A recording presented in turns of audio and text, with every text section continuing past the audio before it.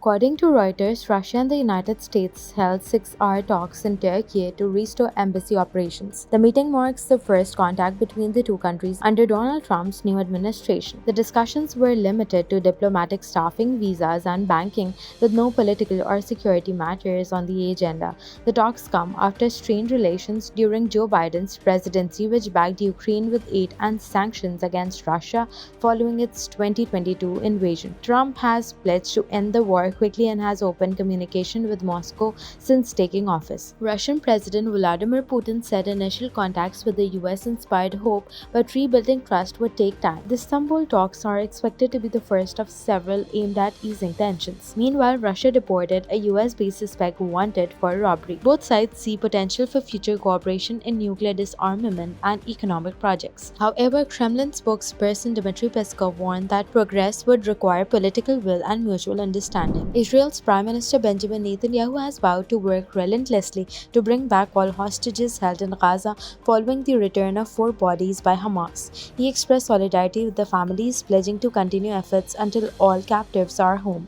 Meanwhile, Defense Minister Israel Katz has announced that Israeli forces will remain indefinitely in a buffer zone along the Lebanon border. Katz emphasized that the deployment is situation dependent, not bound by time, with backing from the United States. In a separate statement, Netanyahu's office revealed that 3 of the 4 hostages returned by Hamas were murdered while in captivity. The 4th victim was killed during the October 7 attack by Hamas. The Israeli defense minister has also declared that the Philadelphia corridor along Gaza's border with Egypt will remain a buffer zone, similar to those in Lebanon and Syria. Meanwhile, Hamas official Bassem Naim has accused Israel of violating the ceasefire agreement by refusing to negotiate the second phase of the truce. Naim claimed that Israel is planning to escalate the conflict, having already killed over 100 Palestinians during the ceasefire and delayed the release of prisoners. Despite ongoing tensions, Israel's prison service confirmed the release of 643 Palestinian prisoners as part of the latest swap deal under the Gaza truce. Pakistan and the United Arab Emirates have taken a significant step towards strengthening their bilateral ties during Abu Dhabi Crown Prince Sheikh Khalid bin Mohammed bin Zayed Al Nahyan's first official visit to Pakistan.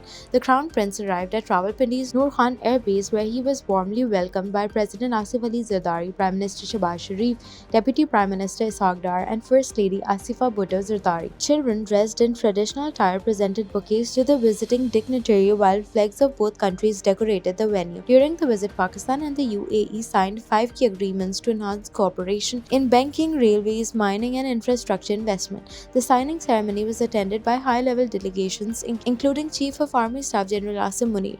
The UAE is one of Pakistan's largest trading partners and a major source of remittances, with a large Pakistani expatriate population working in the Gulf country.